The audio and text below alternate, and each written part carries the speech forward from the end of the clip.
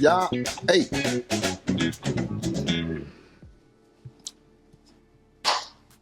Welcome back. Welcome back. What? Welcome back.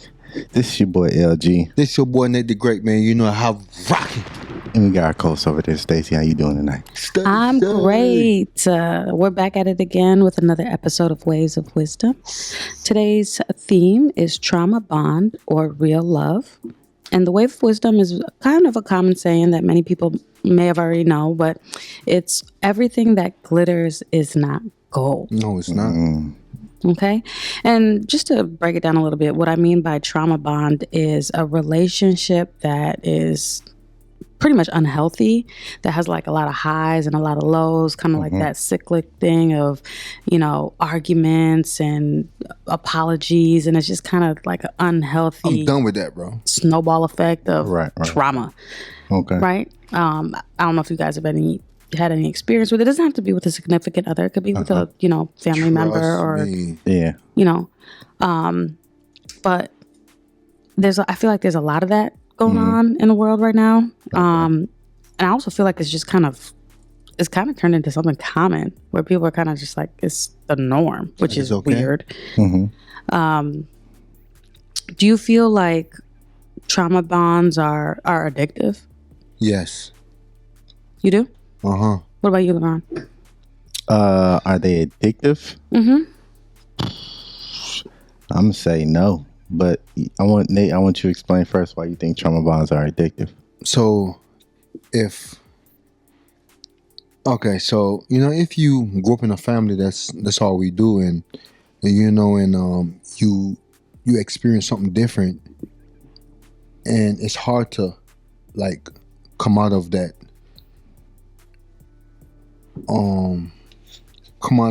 stage. It's really hard. So I feel like it's addictive because once you're in it, you want to go back, and it's like it's always like when argument come to you or somebody you just bounce back to the how I want to say it. You just bounce back to the familiar. You know what I'm saying? Because I'm familiar with that, so it's like it's always gonna be me want to go back to that argumentative ways or how to like, you know. Okay. So you feel like it's just kind of hard for you to break that cycle? Yeah, the cycle is really hard to break, and I feel like, you know, you have to be conscious of it. You know, because if I'm not conscious of it, I do it without even thinking. And people say, bro, you tweaking. But I ain't tweaking. That's how I was raised. And I feel like it's from the foundation of like I was brought up in that. And my family, most of them is the same way right now. I'm just keeping it a buck with you. You know what I'm saying? Yeah, you are pretty argumentative. If it wasn't for me being kind of laid back, you can carry an argument by yourself. Yes, I can, but it's not healthy though. You know what I'm saying? I'm recognizing that, and I'm trying to, you know, cut that cycle because that cycle stopped with me. Okay. Now it doesn't really have to mean like, you know, the whole relationship is up in flames or everything. I'm just talking about, you know, it could be little bits and pieces. Yeah. Sometimes some relationships are. It's just like, you know what. This whole thing needs to just be thrown in the garbage. Yeah. But sometimes it's just like little habits here and there. Right. I would say for me, why I said no is I just feel like, you know, and I may be stereotyping, but I feel like in the Black community, trauma bonding is convenient, but I don't think it's addictive. So, you know, when you grew up, What do you mean by convenient? Convenient because, say, from trauma bonding, and I'm talking from a space from friends, bros, you know, stuff like that, is if you grew up in the same community and you see what I see, you know, we gonna bond off that, right? So if I meet you out, you know, in another state, or if I meet you at job for work, right? You know, if I'm meeting another Black man work and he say I grew up where you grew up, I mean, we bonding kind of off that trauma of what we experienced. Okay, I see what you're saying. So I you're feel looking like, at it kind of in a different perspective. Yeah. Like you had, like, say, you know, two people that kind of bond off of. They both don't have their mother. They didn't grow up with their mom or something like that. Okay. Yeah, you kind of relate. You kind of assume that you relate to them just because they kind of went through the same trauma as you went through. Right. Or can I say something real quick? Yeah. Or what about misery like company? Yeah. For sure. Yeah. Sure. That could be another avenue, another way to look at it. Yeah. So there's lots of different ways to, take a view or a perspective on trauma bonding. Yeah. Can you guys think of any signs or things, kind of like red flags that would kind of trigger, hey, this might be not healthy? Because I feel like,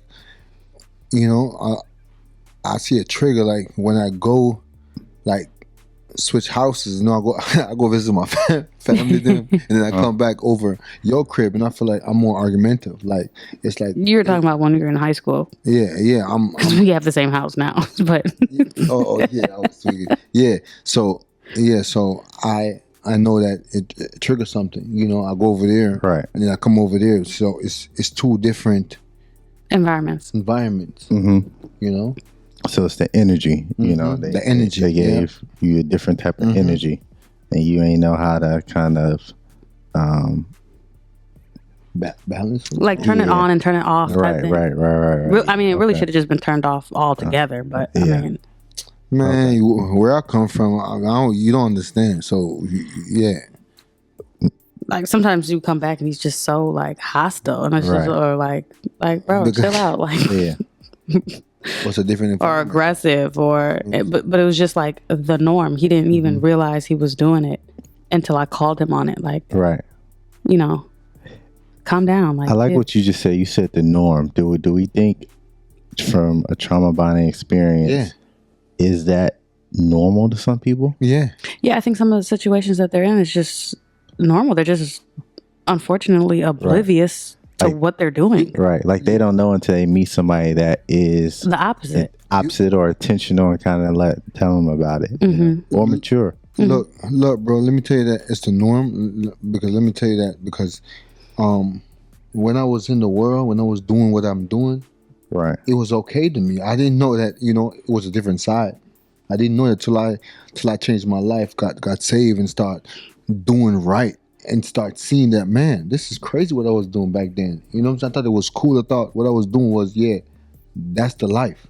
Until you see the other side. You know what I'm saying? So right. It's the norm to certain people, and I understand. That's why I could rock with them because I was there. Okay. I think some women and men, their trauma bond could just be like an unhealthy relationship with their spouse or their significant other, where it's just like they're going through this cycle of very high argumental trauma, and then the other person shows like extreme affection or an apology, kind of like almost an abusive relationship, where like it's just like neither party is really happy. But they're just kind of like in a fear of abandonment stage. Like they don't want to let go of each other, right? Because they don't know what else is out there. It could be something worse, or if they got kids, they're doing it for the kids. Yeah, or fear of being alone, or like I think you need them to survive. Couples do a lot for the kids. For the kids. They don't really like each other, but for the kids. The kids don't know for real though. I think a lot of people go through that. Yeah, that's true. But at the same time, they got to realize that if kids are in an unhealthy house or home, then that's not. But I'm saying that's not doing them justice either. Yeah, but sometimes they don't do that attitude or thing in front of the kids. They do it behind the scenes, but they feel hurting. But even just a silent home. Yeah, true. You know what I mean? You don't. Kids pick up on that. Yeah. So you might not think, we're not, doing anything negative in front of them. But if you're not doing anything positive to show them, then that's, that goes kind of you're right. The same way. You're right. But that goes unnoticed, though. Most people think, it's okay. Or people are like in a state of confusion and chaos. Like you constantly feel emotionally drained or uncertain, on edge. Like you can't just like be happy or chill like at home. I was watching this video online, and it was this guy, and he basically admitted to purposely starting arguments to make his significant other kind of feel like worthless, Right. so that she would always feel. So he was manipulative. Yeah, like he would like trying to make her belittle her. Right. Just purposely to make her self-esteem low enough so that she's not looking elsewhere. Control. Yeah, basically like a control. So basically, he was just kind of like creating the problem just so that he could be the hero. Yeah. No, seems like the hero. Yes. Not be the hero. Yes, and I was like, how toxic and traumatic is that? Like, that do happen though. That do happen, and I feel like it's all about the mind. So that based upon that's so disgusting. Like, for you to be that type of, I mean, obviously he's doing better and admitting his faults and stuff like that. But what I'm saying though, that happened with other significant. I'm talking about like the in the females, but it happened on both sides. It could happen to men as well, because women do some things to men. I'm like, bro, you really staying for that? Yeah. So it go both sides. You can't just say it's just one side. But I feel like it started at the home, like how your parents treat you, because that's how you're gonna value yourself. Because you have to value yourself. Then how people gonna value you? You gotta show value to get value. You know what I'm saying? Yeah. If you show yourself not valuable, okay, they're gonna see like, okay, you don't deserve this, and then the person's not gonna want any more from nobody else. They could just want the minimum, right? The bare minimum. You know? I mean, some people don't have the tools to do something different, right? They just accept it because fear or norm. That's their norm, right? Or if it's just a better situation than what they're coming from. Sometimes people just settle or pick the lesser of the two evils instead of looking for something that is just completely not evil. They're just well, this is better than what I had or came from or whatever. Or what you say in the beginning, everything that glitter ain't gold. They probably think that. You know what I'm saying? Right. Yeah. Because I mean, some people are very like charismatic and on the outside look great. They sound great. Their life looks like it's put together well. Social media could have people really fooled. It's a flower world as well. I agree. So I would say trauma bonding from this conversation is truly has a negative connotation. We don't see. Do you see any positive out of trauma bonding? Well, you kind of brought up a positive way to look at it, because if people are just kind of bonding, like, hey, like we said earlier, I grew up without a mom, you grew up without a mom. There are some aspects or experiences in your life that you can probably relate to or understand better with one another than somebody that had a mom. Right. They would never be able to quite understand where you came from. So there's some aspects that are good. It just depends on how you look at it. Yeah. I think the name Trauma Bond, has a negative outlook on it, but you got to kind of see the glass half full in every situation. It all depends on that person too, because some people traumas are real, Yeah. So, bro, man, you just don't know what. Sometimes you can't judge because you don't know what the other is going through. You know what I'm saying? Sometimes you see something where you don't really know. Like, judging somebody is not good. That's what God said. Don't judge, because if we was on the opposite side, as in being God, bro, I'm talking about, man, we'd have killed so much people, because we can't really see what's inside. We could see the outside appearance and then judge people off of that. That's why, bro, like, you just gotta be cool, bro, and be cordial and be nice, because, bro, somebody could be in the last stage or the edge, you know what I'm saying, that day, and then you just give them a bad attitude or whatever, and then they just take it and just go overboard. So, you never know what what the other person is going through.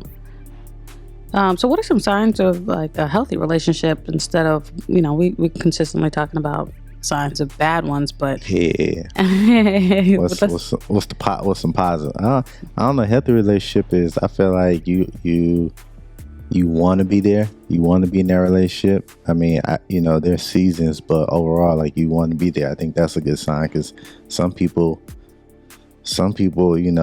regret or avoid. So just wanting to be there, I think, is a healthy sign. And then,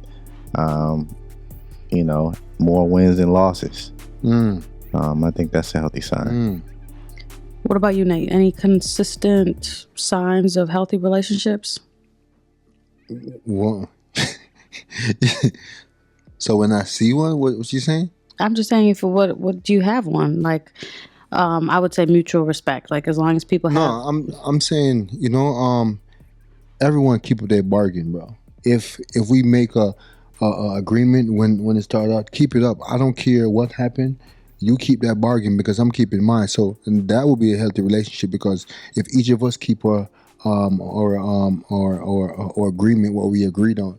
You know what I'm saying? Because your word supposed to be your bond. And I feel like in a lot of relationship, people start out, yeah. And then deep down, they get comfortable. Start doing some crazy things. They start questioning them, like, bro, you start, do I want this? You know what I'm saying? Yeah. Or so those are the type of things that, mess with a lot of relationships. So I feel like keep y'all bargain, bro, 100%. What y'all say you're gonna do. You know what I'm saying? That's it for me. What if that person switch up on you though? That's what I'm saying. It's the same thing. So I'm saying, if you was one way starting out, then I see you like go left. Yo, it's gonna be problems. Or, I mean, it could be, one person is just elevating and the other person is kind of staying the same. So not necessarily go left and start acting bad, but maybe they could just be, have some personal growth, and then the other person is just kind of stagnant. True. So that's what I said. You gotta grow together. Yeah, the bargain got to be on the equal playing field, because that's gonna start strive. I feel like I want to improve. You gonna want to have to improve. You know what I'm saying? So it's vice versa. We're gonna feed off each other, and then if we go in a relationship, you know what I'm saying, with unity, we have to continue that unity. You know what I'm saying? That unity is just what's gonna keep relationship flowing. I mean, there was a few people that had told me. I don't know if anybody ever told you, Nate, but there were a few people that told me. I think it was a counselor and like some other people that had said, after, because this is in high school, what are you doing after high school? And I was telling them, I'm going to, college and this, that, and the other. And they told me, I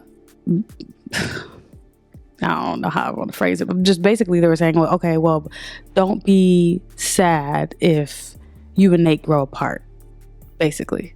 They said they mentioned my name? Yeah, like there's just like, because I mean, where they at? Tell me their name. Teachers in high and school, anything. I'm going to. In high school, we're still two completely different people, but in high school especially, it was just kind of like clearly evident we were two completely different people. Mm-hmm. And so I kind of understood where they were coming from, but at the same time, like, how they gonna judge me on my but you can't really say people. You can make a. No, but that's what I said, where the judging come. That's what I'm saying. You never know. Like, the guy could be like a weirdo in school, and then you look around, that man's a judge. And then you standing in front of him, you be like, oh my goodness, I treat you so bad, bro. You know what I'm saying? Then what? Never judge by a book by the cover, bro. Did you ever get that, Laurent? Because you guys was in high school together. Yeah, I wouldn't say maybe not as blunt, but you hear, like, oh, high school sweethearts, yeah. But then you also hear, like, as you get older, you grow, you learn more about yourself. You know what you like, what you don't like. So, I mean, I think me and her probably both got that. You know what I'm saying? As far as, our thing is we went to two different schools, so we had to do a long distance for a couple of years. So I'm pretty sure. People thought you guys were gonna not make it through, or we kind of grow apart. Yeah, growing apart, and and just as we weren't as attached, so just the adversity and things like that. So right. So a couple more signs where it's healthy with freedom and security. You're free to be yourself. You don't feel like you have to be somebody else around your significant other. You're at peace even through hard times, like even with this, because that could put a strain on the relationship, that long distance. Yeah. You're still at peace. Safety, you feel safe around that person. You're not on pins and needles. Right. So things like that. And it doesn't necessarily have to be, significant other. It could be a friend, I got something. I was saying this to a couple of people, and I know it's a fact because, Go ahead. Nate with all these facts. It's a fact. It's a facts, bro. It's facts, bro. You become with a lot of facts, but our opinions. You got data to back it up. Bro, it's facts, bro. No cap, facts. Okay. You know what I'm saying? Look, bro. So I'm saying that's why from the foundation, like, you want a relationship, be who you say you is, bro. Like, if you were a gangster, be a gangster. If you were no, hold on, bro. I'm not even done, bro. I'm warming up, bro. Go ahead, you know what I'm saying? You ever give me no he wants you to give him time to cook. Go ahead. Yeah. See? Okay. All right. Touche. All right. So now, bam. You know what I'm saying? You go in there, you know what I'm saying, trying to be just put something out there. You know what I'm saying? Like a wrestling character. You trying to be Rock. And you're in the Rock, you Stone Cold Steve Austin. You know what I'm saying? And then later on that, you know what I'm saying, you're going to have to keep that same persona all the way through. And then what? What's going to happen? Right. You fully can't be yourself because you have to continue to be the Rock. And you ain't the Rock, you Stone Cold Steve Austin. You know what I'm saying? You see how that's going to come intertwine when the end is going to be problems. Because later on, you're going to want to switch to Stone Cold. And she's going to say, bro. First of all, Stone Cold was that. No, but I'm just, come on, bro. I'm just giving up. Okay. Come on, bro. And, you know what I'm saying? Trying to switch in Stone Cold, you know what I'm saying? At the end, she was like, bro, I didn't marry Stone Cold. I married The Rock. You know what I'm saying? So that's going to come. So are you saying The Rock is better than Stone Cold? No, I like both of them, but The Rock was the man. Stone Cold was second in the people's eyes. Okay, that might be a different conversation for some people. But the people chant, if you smell, you're losing me. But The Rock, I get your point. You're losing me. Nah, bro, you tweaking. I get your point when you're saying that you can't, you can't present you can't present yourself as this person. Yeah, you can't, never. And then, once everything gets perfect, you kind of start to lax and be you. And a lot of people do that. Yeah, a lot of people. That's where the problems come in. The problem, the relationship don't last, bro. Because you ain't you. You want to act like you somebody else, bro. Listen, the hardest thing in this world is people to be themselves. Like, nobody want to be themselves, bro. Why? Take off that mask, bro. But know what I'm saying? That comes with maturity, though. No, it doesn't, bro. It comes to being real, bro. Being who you are, confident in you. But I don't care nothing. But how do you know what real is until you real is being you. No, real is be okay with who you are, right? With yourself. That's being real, bro. I don't want to hear none of that because it started off from you being little. You know what I'm saying? It ain't no mature nothing because you will know who you are once you from a tata. You know what I'm saying? You know that, bro. But so from you being age 18 to now, you don't think you've changed? Yeah, I changed. I changed for the good. But listen though, but I knew who I was though and what I wanted. So nobody could have tell me different than be like, bro, that's not for you. No, I knew where I was gonna go. Even though it didn't come yet, but I saw myself there. So the change came into me always continue to, you know what I'm saying, step towards what I want. What I knew that what I want in life. So the journey gonna continue to go, but that's when the changes come. But I still know who I was. You know what I'm saying? You kind of lost me with that second explanation, but you, I would say you a select few because being real to your point, like that's being real. But I'm saying that comes with being in the fire. You see what I'm saying? Like nobody knows. A lot of people don't know what it means to be themselves. Like you have a foundation, but like you don't really know what it means to be yourself until you on your own. You know what I'm saying? Or you get exposed to something that you haven't been exposed to.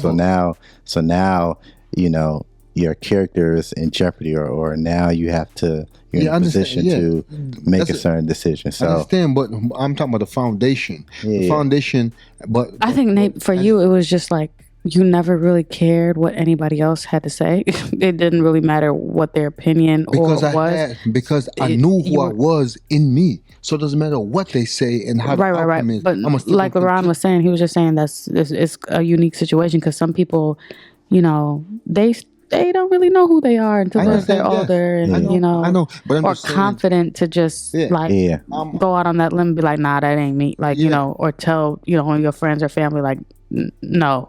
Right. They don't want to, Yeah, I'm speaking on me though, because I knew like some people it's not a lot. That's what I'm saying. The whole world is not a lot. It's a select few. Right. No, like bro, no doubt that that's me. And what I'm going it's levels. You're gonna go through the fire, but you still have a foundation that man, that's me. No matter what happened, I'm still gonna continue to go. You know what I'm saying? No matter what, I'm never gonna give up. So it's just, I think there's some level of, in that grace period where you first meet someone, where you're kind of on your best behavior type thing. Like there's some level of fakeness, I guess. I mean, you get caught in your environment too. No, You know what I'm saying? I can't say fake. On your best behavior, because you're not going to be on your best behavior your whole relationship. Polite. I'm saying polite. Right. So you just want to be careful not to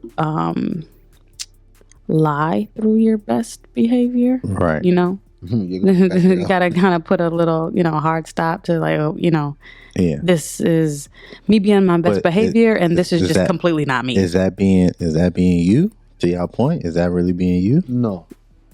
What if you're on your best behavior? On your best behavior, because that's not really you. Best behavior being like being respectable. I think you should always be respectful, but I'm just saying some people take it too far. Yeah. You know what I mean? To get what they want. Right. Getting that cookie jar. Their best behavior becomes not their best behavior, just becomes a whole nother person. Yeah. You know what I mean? Right. It's like somebody that really knows you is just like, bro. Dang, you were looking. And then in a few months from now, that really won't be you. I mean, people do it to get the girl, the guy. People do it to get the job. People do it to get the money. I mean, lying on resume. Who did that? Yeah. A lot of people. Drop anybody in a comment. Tell me who lied on their resume before. Yeah, or I lied on my resume. Or what you did to kind of prove that you were on your best behavior. I lied about my GPA on my resume. Oh, you did? Yeah, that's great. That's great. No, everybody do it. When I back in the days, I lied. I lied my off. You don't lie no more? Yeah, I can't say I don't lie no more because, bro, I'm a falter. I will come short of God's glory, bro. I make mistake every day. You know what I'm saying? Probably right now. I like how you spent that. You know what I'm saying? For real. At least you're not lying right now. Right. Yeah. All right, guys, let's go back to the wave of wisdom, which is everything that glitters is not gold, right? So you got to kind of keep in mind what's a trauma bond, or if it's real love, or if it's something that has that cyclic effect of highs and lows. Then maybe it's time to reevaluate the relationship. Maybe it's trying to reevaluate the situation, make sure that it's a healthy relationship, no matter what kind of relationship it is. Make sure it's propelling you forward and not kind of making you stagnant or pulling you backwards. Right? Yeah. Okay. So this goofy question that we have is more of like it's a multiple choice answer. So I'm going to give you a question. I'm going to give you some answers, and you guys tell me which one is your favorite choice. Okay? Go ahead. Okay. If Traumabond was a dish. A dish. Or a meal. Okay. What would it taste like? A, sweet. B, spicy. C, bitter. Or D, burnt. Man, bro. I'm burnt and bitter. There's no, I don't. You can't pick two. There's one. Yeah, I know.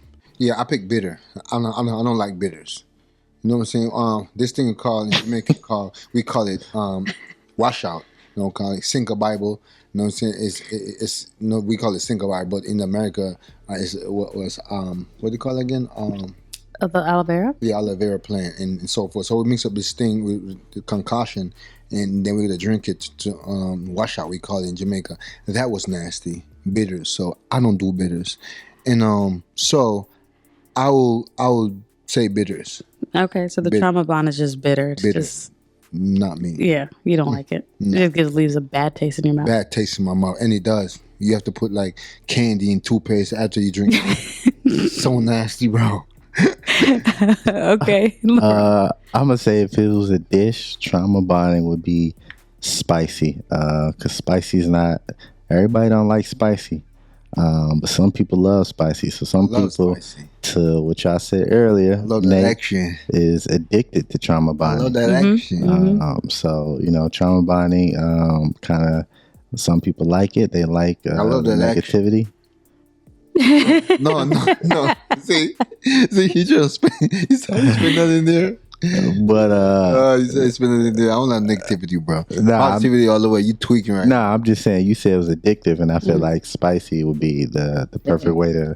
Spicy is not addictive though. Some people like spicy. Some people love hot sauce. Yeah, you do like spicy. I like spicy, but I'm saying, but it's not addictive to me. So it's right. But some people he's saying right. Yeah. So I was gonna say spicy as well, but I was gonna say spicy because with the trauma bonding thing, it's like a cyclic thing of like highs and lows, right?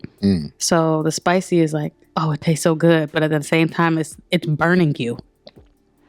So it's like it's doing damage. It's doing damage. No, not burn. Is bitter. You know what I'm saying? Spicy? No, spicy and bitter are two separate things. I know, but I'm just saying. Like, well, for me, I don't do spice. Like, I can barely eat a 25-cent bag of Flamin' Hots without a cup of milk.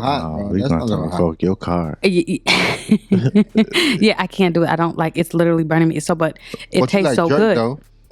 I like jerk, but it has to be mild. If it's too spicy, I won't eat it. So like I really like the flavors and stuff, right. But it's burning me. So it's like I have to have like no hot sauce on that. No, nope. So that's why I was saying that it should be spicy because it's like, oh, it's flavorful. You like it. You're having fun. Or the highs is great, but then it's like, oh, it's also doing damage. Right? That's true. Yeah. So you guys put in the comments if you guys, if Trauma Dish was, or Trauma Dish, if Traumabond was a dish, what would it taste like? A, sweet, B, spicy, C, bitter, or D, burnt? Let us know what you guys think.